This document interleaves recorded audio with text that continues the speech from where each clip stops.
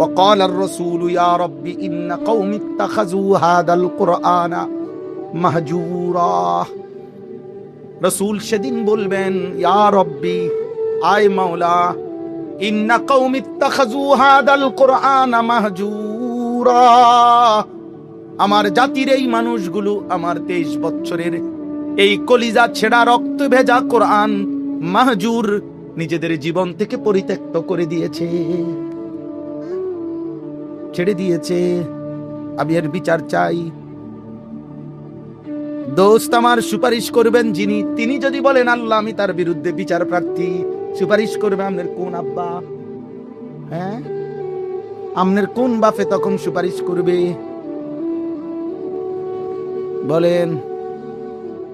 বিরোধিতা করলেন, যার সুপারিশের জন্য যাবেন তার কাছে কেমনে? হ্যাঁ, চুল চেহারা লেবাস পোশাকে জীবনেও তাকে অনুসরণ করলেন না, কোন লজ্জায় যাবেন তার কাছে সুপারিশে? যাবেন বুঝতে কি লাইছে? হ্যাঁ, তিনি গেলে আপনি দৌড় দিয়া, হ্যাঁ, আপনার 30 বছরের সুদের টেহা লইয়া আপনি সুপারিশের জন্য যাইবেন? বাহ বাহ বাহ বাহ। আপনার ঘরে আপনার মৃত্যুর দিন পর্যন্ত রঙিন টেলিভিশন চলতো, নর্তকী নাচতো, টেলিভিশনে নাটক সিনেমা চলতো। এই টেলিভিশন রাইকে এই মাসের কোনো বিলও দিছেন না, আপনি কবরে গেছেন, আপনার ফুতে বিল দিছে পরে। আপনি নবীজি সুপারিশ করে আপনারে বেহেশত দিয়ে দিব, বুঝতে কি লাইছে? ঠেকাই পড়ে গেছে। খামখেয়ালি ভেবেছেন। মুসলমান আখিরাতকে খামখেয়ালি মনে করেন না। দুনিয়া কিচ্ছু না। দুনিয়া ভাত মাছের ব্যবস্থা করা খুব সহজ কিছু, পরিশ্রম করলেই আল্লাহর দয়া দুনিয়া অর্জন হয়, আর আল্লাহর ফয়সালাতেই হয়। আল্লাহর ফয়সালাতেই দুনিয়া হয়। দুনিয়া কিচ্ছুই না। দুনিয়া খুব বেশি কঠিন কিচ্ছু না, একদম ইজি একটা বিষয়, একদম সহজ। দুনিয়া কঠিন না, আখিরাত কঠিন।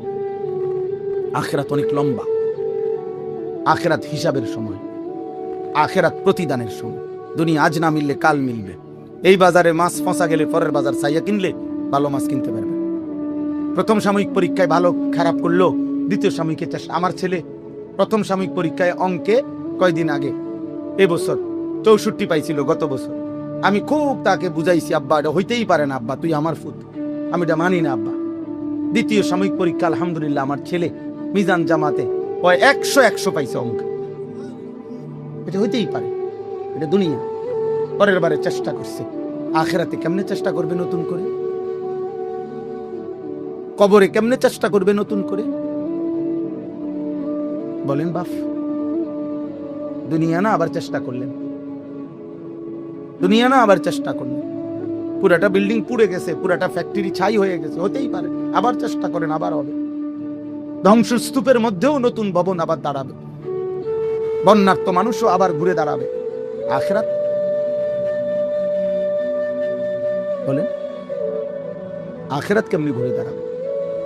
পরকাল কেমনি ঘুরে দাঁড়াবে? আল্লাহ আমাদেরকে বুঝ দান।